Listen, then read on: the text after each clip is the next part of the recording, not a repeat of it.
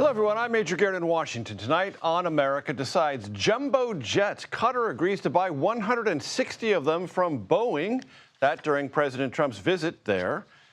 The timing of that delivery, well, that's kind of up for grabs because you might have heard Qatar is also offering to give President Trump a luxury 747 of its own because the Boeing supplied new Air Force One behind schedule. Stay tuned.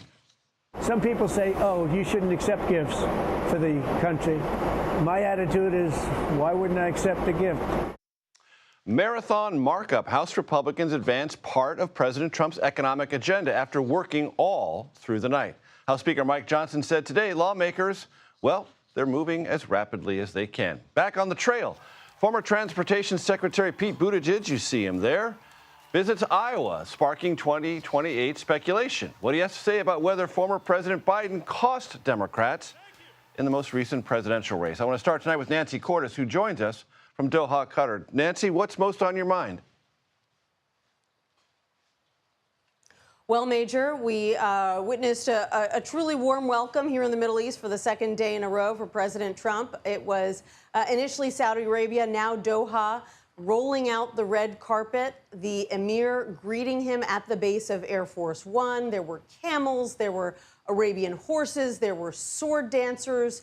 A day of pomp and ceremony capped off by a lavish state dinner at the palace just across the water behind me.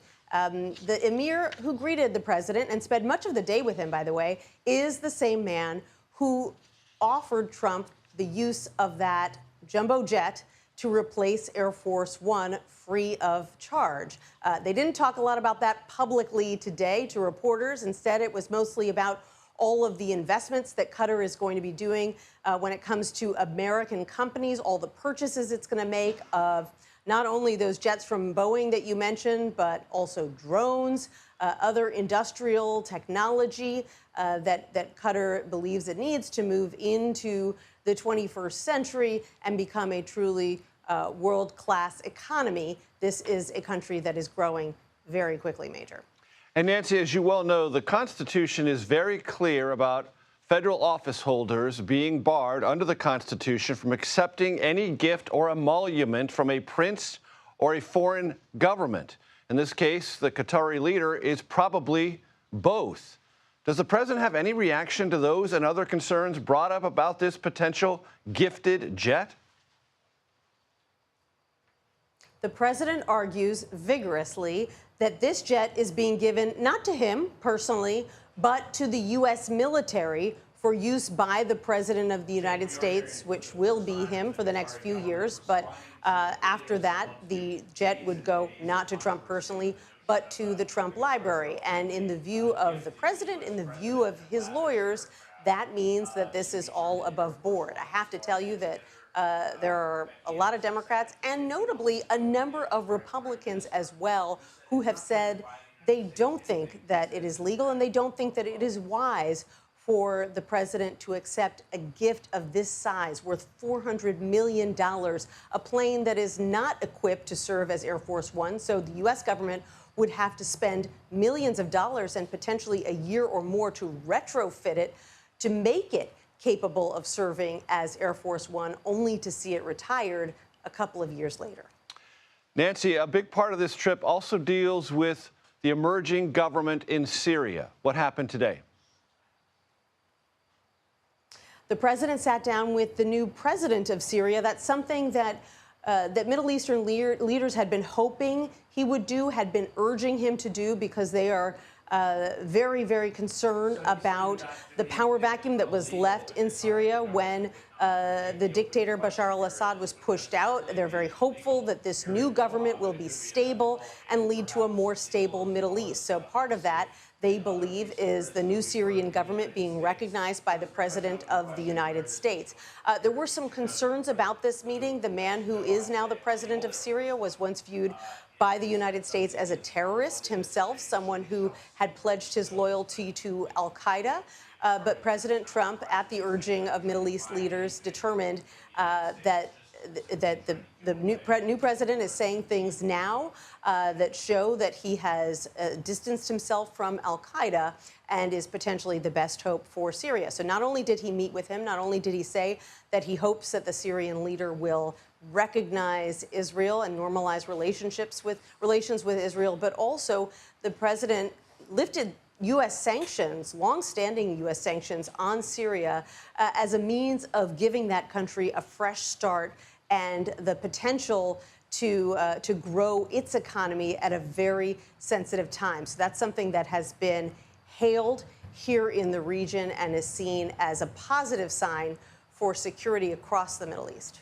In Doha, Qatar, traveling with the president, Nancy Cordis, thank you so very much. Ravi Agrawal joins me now. He is editor-in-chief of Foreign Policy magazine, and I'm quite happy to say a friend of the show. Ravi, always good to see you. As Americans watch this Middle Eastern trip of President Trump's, what do you think is the most lasting set of either developments or announcements? I think I would say it's the fact that this is a region that is clearly a major priority for President Trump. In his first term, his first state visit was to Saudi Arabia. In his second term, he had to go to Europe for Pope Francis's funeral, but otherwise, again, Saudi Arabia would have been his first foreign trip. And of course, you tack on the fact that he is also going to Qatar and the United Arab Emirates. And I think the overall picture is a sense of coziness with these very rich Gulf states, a willingness on both sides to make transactional deals, and also with that, a deprioritization of humanitarian concerns, which is a break from previous U.S. administrations, and I think is a symbol to the rest of the world about the priorities and interests of this new administration. And to that point, Robbie, it's my understanding that all three that you just mentioned import much of their labor. That labor is exploited. There are other human rights issues that are frequently brought up, or at least in the past have been frequently brought up by U.S. administrations. And it's my impression that all of that, which previously at least nominally concerned Republican and Democratic administrations, glossed over now. Absolutely. There have long been concerns about labor, about human rights, about press freedoms in each of these three monarchies to varying degrees. I don't want to say they are all exactly the same, but much of that is now glossed over in this new kind of era of America First. Where Trump and his team are much more focused on a sort of raw expression of American power and American deals and a sense of, what is in his and America's naked interests rather than a more vague, amorphous sense of what is in the world's interests. And again, this is a profound break from decades of U.S. foreign policy, both Democratic and Republican, that could have ripple effects in a range of other arenas. Ravi, talk to my audience about Syria.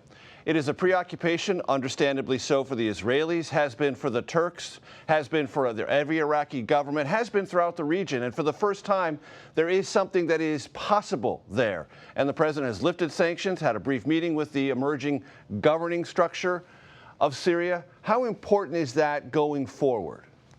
It is very important for Syrians. It's very important for the region, but it is also risky.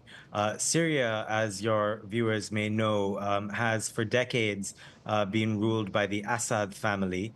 And over the last 15-odd years, under Bashar al-Assad, the Syrian economy has been ruined. There's been an internal civil war.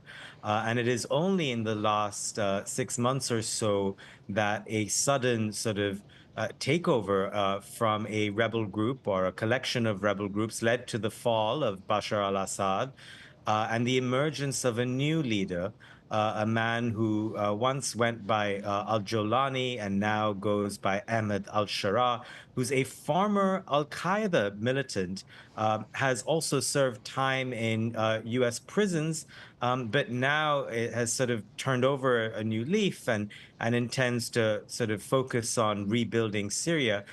Trump has said that he will end all U.S. sanctions on Syria, which is going to lead to a rush of investments from many of the Gulf states that Trump has been visiting this week.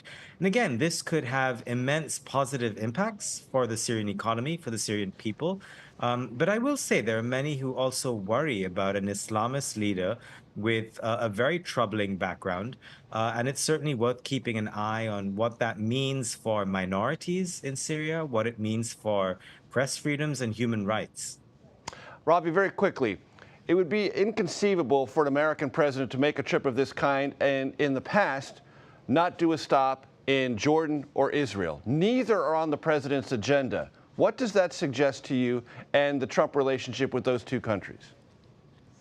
That America first is America first in all instances, including the Middle East. And I think Israel, in particular, more than Jordan, is not going to be too happy. They obviously felt that the Trump administration would be there to their favor in every sense. And I think they, in particular, more than the Jordanians, feel that they have been left out of this round of the visit, and also are looking at diplomacy with Iran, which is happening simultaneously, and quite worried about being cut out of all of that. So in many senses, this whole trip is a setback, in particular for Benjamin Netanyahu in Israel. Ravi Agrawal, thank you so much. Always appreciate it, sir. Pleasure.